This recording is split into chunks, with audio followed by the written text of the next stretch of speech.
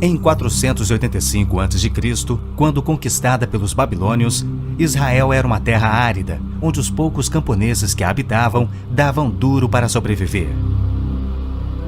Esta era a terra que Deus havia prometido para Abraão, Isaque e Jacó, e aos seus descendentes para sempre. Toda a terra que você está vendo, darei a você, Abraão, e a sua descendência para sempre. A terra não poderá ser vendida definitivamente, porque ela é minha. O povo que orgulhosamente habitava a terra prometida foi dizimado, espalhado e levado à Babilônia, onde passou 70 anos, conforme predito por Jeremias. Toda esta terra se tornará uma ruína desolada, e vocês estarão sujeitos ao rei da Babilônia durante 70 anos.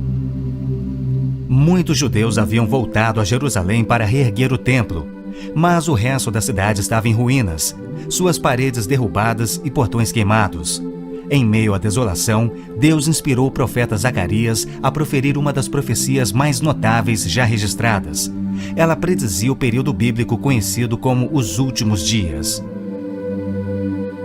Farei de Jerusalém uma taça que embriague todos os povos ao seu redor.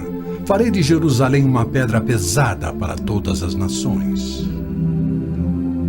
O cumprimento dessa profecia após o admirável renascimento de Israel em 1948 é constatado pelo mundo todo. Exatamente como previsto na Bíblia, ao invés de Nova York, Berlim ou Moscou, a pequenina Jerusalém é o fardo maior dos países do mundo.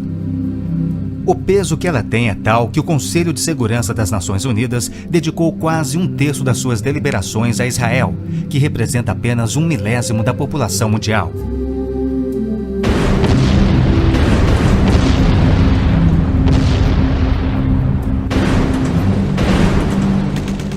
Jerusalém não seria o problema número 1 das Nações Unidas se a nação de Israel fosse facilmente intimidada, mas os seus militares são os melhores do mundo.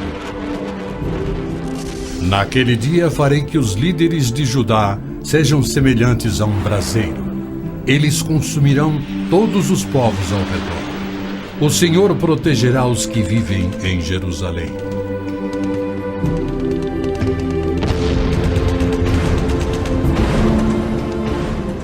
E exatamente como previsto, Israel tem devorado quem o ataca, vencendo todas as guerras, apesar de enormes desvantagens.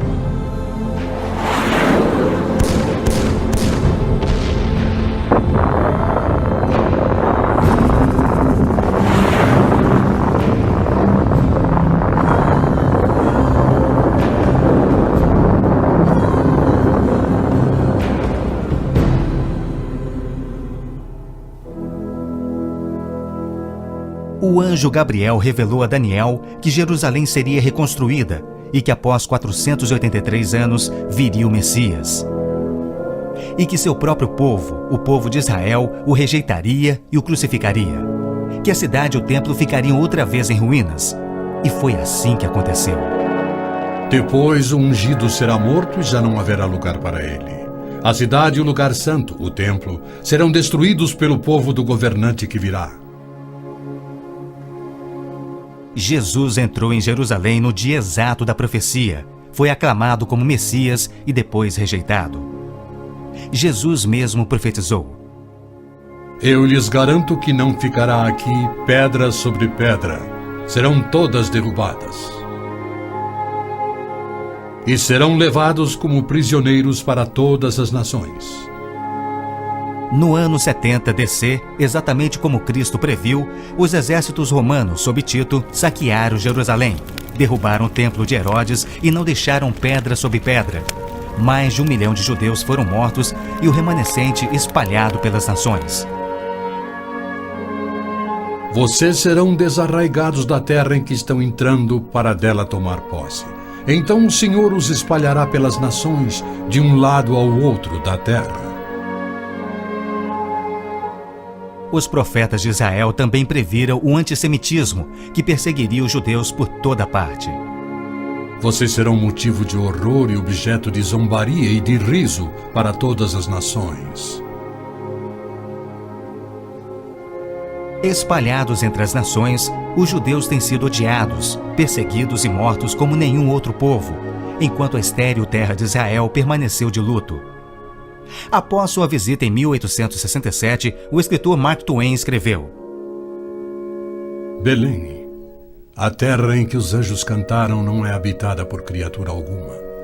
A Palestina se recobre de pano de saco e cinzas, desolada e sem beleza. Em outra de suas profecias admiráveis, Jesus declarou: Jerusalém será pisada pelos gentios, até que os tempos deles se cumpram. Jerusalém foi disputada por todos os grandes povos da história. Babilônios a dominaram, depois os medo-persas. Alexandre o Grande tomou a Palestina para os gregos em cerca de 300 a.C. Depois foram os egípcios, seguidos pelos assírios e então os romanos. Invasores islâmicos se apoderaram dela, mas foram depostos nas cruzadas.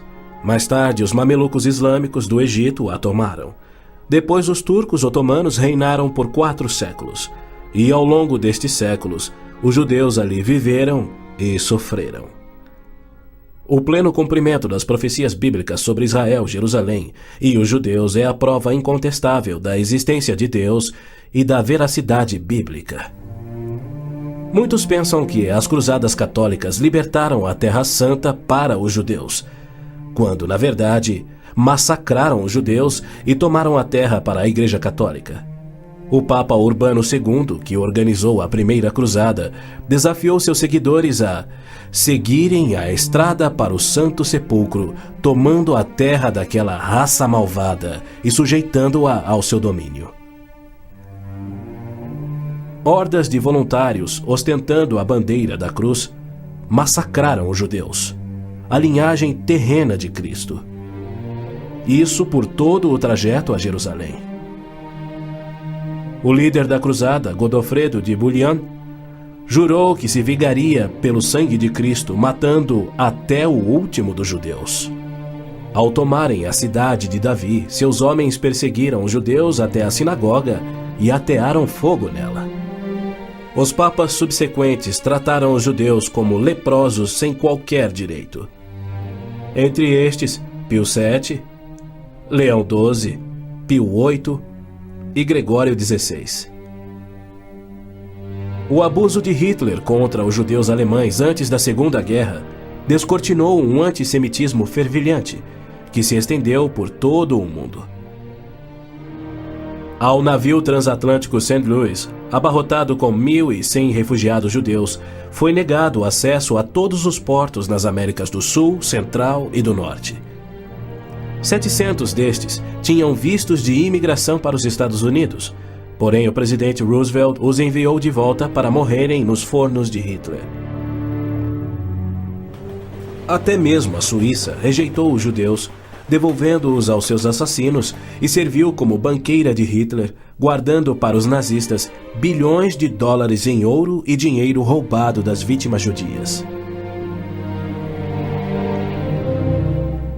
No final da Segunda Guerra, a promessa de Deus de retornar o seu povo à Terra Prometida parecia mais absurdamente ilógica do que nunca. 6 milhões de judeus perderam a vida no Holocausto de Hitler, um fato que muitos continuam a negar. Embora Adolf Eichmann relatou, enquanto prisioneiro, que o massacre dos judeus foi o maior de todos os crimes, a maior dança funesta da história da humanidade.